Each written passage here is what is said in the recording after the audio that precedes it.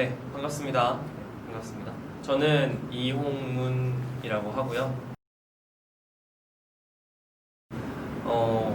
제 이야기를 좀 짧지만 들려드리려고 하는데 요즘 TV 많이 보시나요? 좀?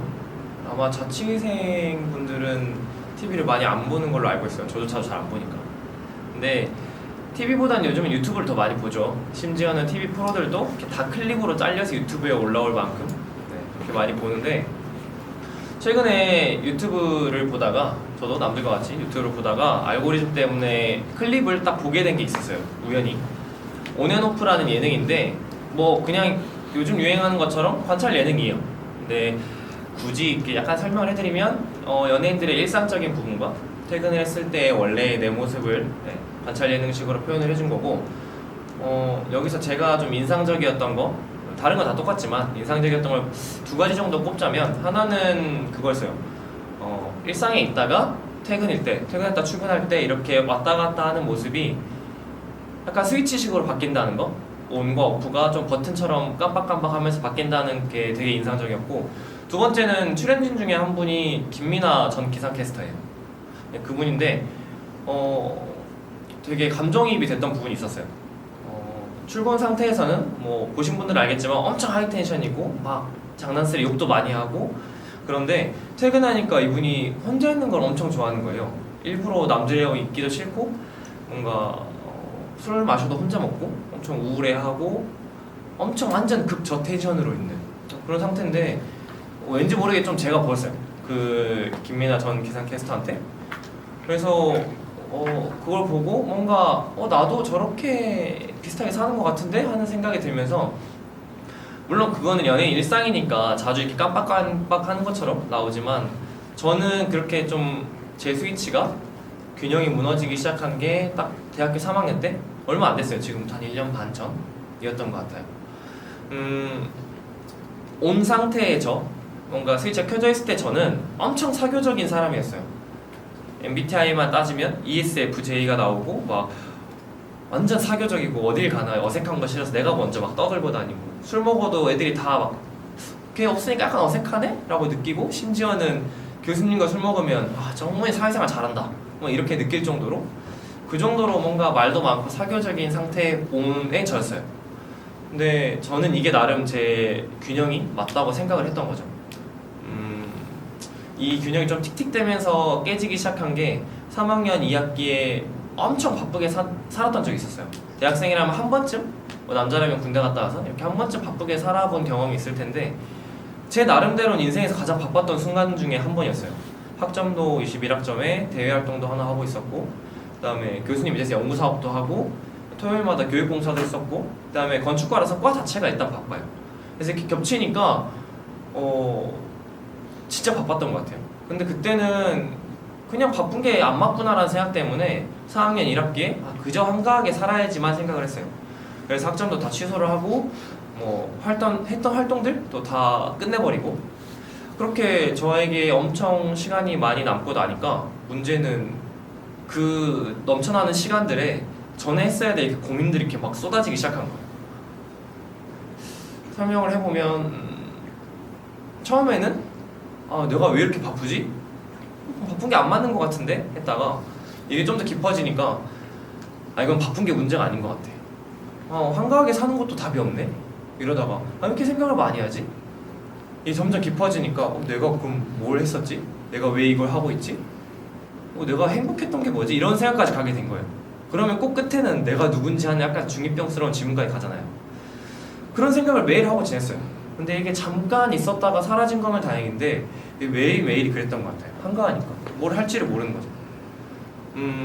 이게 이런 상태로 계속 힘들어하니까 문제는 따라오는 감정들과 함께 심각한 게 어느 정도였냐면, 하루는 이제 제가 통학을 할 때, 제가 이제 좀 학교에서 버스를 타면 50분 정도 걸리는 거리에 사는데, 이게 버스에서 뭐 슬픈 음악을 들은 것도 아니고 뭐 다른 걸 한 것도 아니에요. 근데 그 분위기 있잖아요. 밤 8시, 9시쯤에 집에 가는 분위기. 뭔가 사람들은 드문드문 앉아있고 밖에는 까맣고 막 휙휙 지나가는 상황인데 이상하게 눈물이 자꾸 나려고 하는 거예요. 하루 종일 가는 내내. 근데 이게 약간 눈물이 이렇게 차오르면 다들 이렇게 막 하잖아요. 눈물 안 흘리려고 막 하늘 보고 막 이렇게 애써 말려서 지우고. 그렇게 했는데도 안 멈추길래, 그렇다 버스에서 막 펑펑 울 수는 없잖아요. 사람들이 막 쟤 왜 그래 하니까. 그래서 일단 내렸어요. 집 근처에서 내렸고, 그렇다고 또 집에 가서 울 수도 없으니까 분명히 무슨 일이냐 꼬치꼬치 캐물을 게 뻔하니까 집 앞에서 엄청 울었던 것 같아요. 진짜 태어나서 그렇게 많이 서럽게 울어본 적이, 물론 태어날 때는 제외하고, 네, 그때 빼곤 처음이었어요 진짜. 지금도 왜 그때처럼 울었는지 생각해보면 이유를 몰라요. 근데 그런 나날이 사람이 한번 터놓고 울고 나면 괜찮아진다고 하잖아요. 근데 그게 아니었어요. 거의 매일매일이 그런 상태였고, 이런 상태에서 균형이 무너지기 시작하고 점점 이 온이었던 스위치가 오프로 바뀌려고 준비하고 막 넘어가는데, 더 결정타를 했던 건 과였던 것 같아요. 과에서 과제가 많고 피드백이 많다 보니까 교수님하고 접촉할 일이 많아요.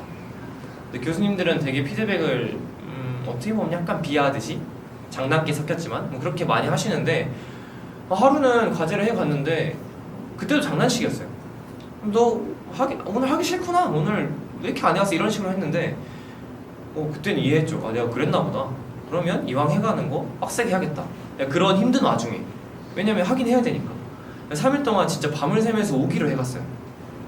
이번엔 솔직히 덜 혼나겠지 했는데 더 혼난 거예요. 야, 너 왜 그래 진짜. 하기 싫으면 말로 하라고. 뭐 진짜 3일 밤 센 거 맞아? 그냥 놀다가 밤만 센 거 아니야? 이러니까, 그렇게 힘든 애가 그런 말까지 들으니까 아예 그냥 비수가 꽂히는 거예요. 상처 자체가 아예 좀 다른 거죠, 전이랑. 이 틱틱대고 막 이렇게 무너지던 게 아예 꺼져버렸어요. 아예 오프 상태로. 그랬고, 그런 게 계속되다 보니까 한 학기 내내 그랬거든요. 4학년 1학기 내내. 아예 걷잡을 수가 없었어요. 더 빠질 만한 게 없다고 생각했는데 더 우울하게 빠지고 더 무기력해지고, 완전 막 흔히 말하는 번아웃 그것처럼 아예 뒤집을 수가 없었어요. 그냥 스위치를 끈 게 아니라 아예 이렇게 덮어버린 거죠. 예전의 저를, 사교적인 저를. 그래서 도망치듯이 몽골로 갔었어요. 심지어는 막 여행 가면 다들 계획 짜고 가잖아요. 계획 짜고 이거 준비하고 저거 준비해서 가는데, 그게 아니라 그냥 도망치듯이 신청만 해서 비행기만 끊고 간 거예요. 거기 가서 터져 있는 것만 보고 자연만 보고 막 이러니까 좀 나아질 거라고 생각을 했어요. 그래서 이렇게 된 거 2학기까지 깔끔하게 하고 휴학을 하자 그랬는데, 2학기에도 달라진 게 없었던 거죠. 나아진 줄 알았는데. 똑같은데도 불구하고 했던 게 두 가지가 있어요. 몽골을 갔다 와서 변화했던 점 두 가지가 있는데, 하나는 이렇게 힘들게 다가온 현실, 반년밖에 안 되지만 이렇게 갑자기 인생에서 처음 겪어보는 방황과 이런 현실을 이렇게 된 거 솔직하게 받아들이자. 애초에 제대로 직시를 하자라는 게 첫 번째. 두 번째는 그렇게 직시하는 과정에서 약간 아까 말한 것처럼 엄청 우울하고 엄청 막 구렁텅이로 빠지고 막 이런 감정들에 한 번도 솔직해 본 적이 없는 거예요. 사교적일 때는. 왜냐면 다 사람들을 상대하니까 솔직해져 보자, 한 번만 할 수 있겠지 하고, 지금도 그거는 노력을 하고 있어요. 지금도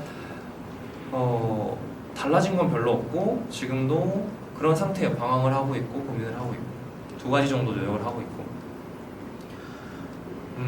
어디 가서 이런 얘기를 깊게 하기 시작하면 친구들이든 부모님이든 뭐 아니면 그냥 지인이든 보통 모르는 사람한테 막 더 많이 말한다고 하잖아요.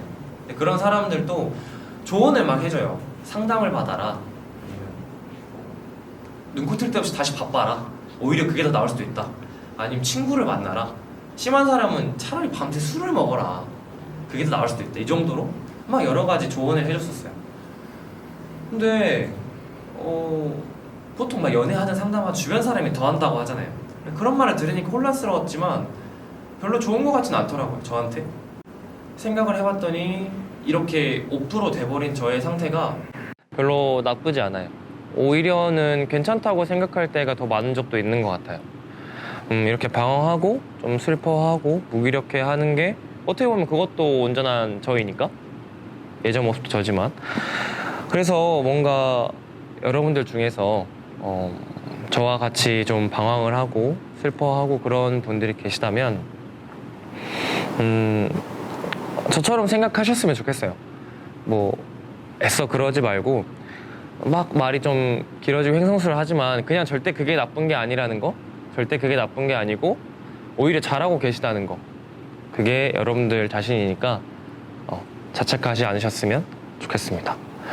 그리고 한 번쯤은 이렇게 여러분들 안에 있는, 제가 그랬던 것처럼 반년 동안 그랬던 것처럼 여러분들 안에 있는 어떤 온오프 스위치를 한 번쯤은 이렇게 잘 소중하게 지켜봐 주셨으면 좋겠습니다. 감사합니다.